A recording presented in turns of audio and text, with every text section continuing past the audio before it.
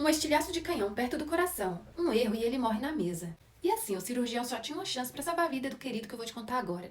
Mas antes de ouvir essa história, já me siga pra ficar por dentro dos casos mais insanos que existem por aí. Bom, lá em 1800 e bolinha, um jovem chamado Bill resolveu brincar com um canhão antigo.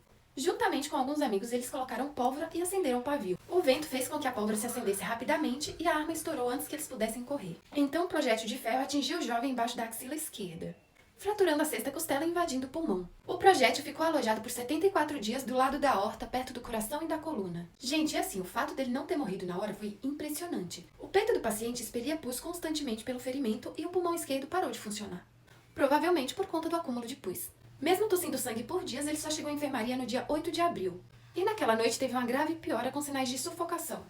E muito medo de não sobreviver até o dia seguinte. Quando o médico abriu o tórax do paciente, ele viu que uma das costelas estavam danificadas. Ele aumentou a incisão, então teve que dar uma pausa para fechar 2 ou 3 artérias que começaram a sangrar. E assim, naquela época já existiam anestésicos, porém o paciente foi operado acordado. Talvez por medo de asfixia, porque eles diminuíam a respiração. O médico então removeu partes da quinta, sexta e sétima costela para abrir espaço e continuar procurando o projétil.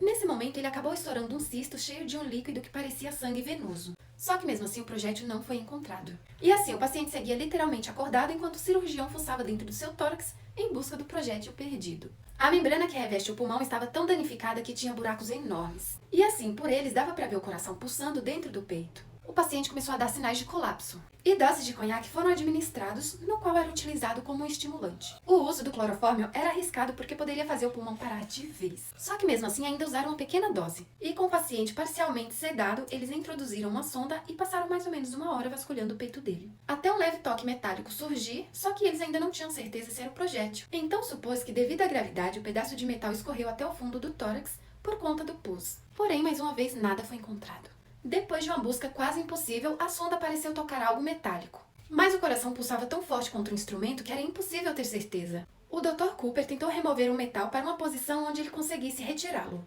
mas perdeu o caminho exato por onde a sonda tinha passado. Ele então percebeu que a sonda tinha passado pela aorta descendente e o coração. Um movimento errado e o paciente morria na hora. O Dr. Cooper tentou de tudo, porém nada resolveu. Então ele lembrou de um fórceps estranho que ele tinha guardado no bolso. Com a sonda presa no metal, ele guiou o fórceps até o ponto certo. E aí, finalmente prendeu o estilhaço de ferro. Mesmo assim, ele levou vários minutos para conseguir puxá-lo.